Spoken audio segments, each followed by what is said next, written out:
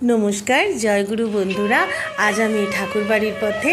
আজ সকাল 7:40 আকালতাক ট্রেনে করে আমার পরিবারের সাথে আমরা ঠাকুরবাড়ি দেওঘর যাত্রা করেছি।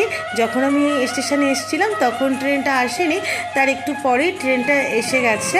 তো এই যে আমরা এই সিটগুলোতেই বসেছিলাম, বসে খুবই আনন্দ হচ্ছিল, খুব উৎসাহিত ছিলাম আমি ঠাকুরবাড়িতে পৌঁছানোর জন্য।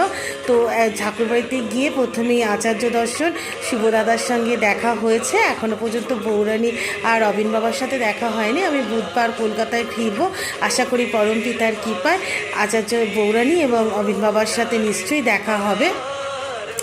তো ঠাকুরবাড়িতে এসে আমরা মহেশ গার্ডেনে উঠেছিলাম।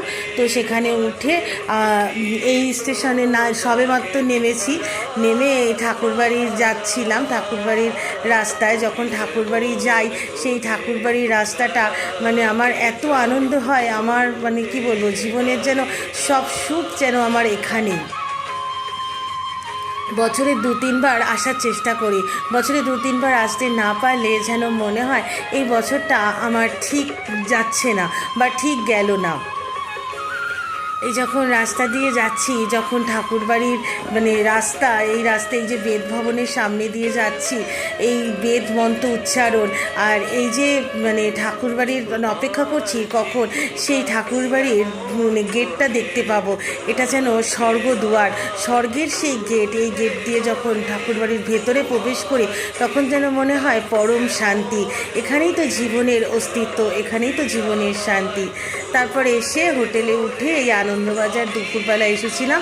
আমার হাজব্যান্ড বললো আমি যাব না, তোমরা চলে যাও, আমি ছেলেকে নিয়ে এসেছিলাম আনন্দবাজারে।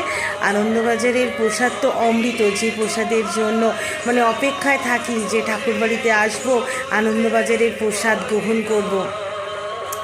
তো আনন্দবাজারের প্রসাদ সেরে এই যে রাতে আচার্যদেব দর্শনে গেছিলাম, ওখানে তো ফটো তোলা যায় না, তবু যেটুকুনি পেরেছিলাম। এই যে আমি রাতের আনন্দবাজার সেরে বাড়ি ফিরছি। আচ্ছা, আবার আমি পরের ভিডিওতে শেয়ার করব ঠাকুরবাড়ি যাত্রা সম্বন্ধে। নমস্কার, জয় গুরু।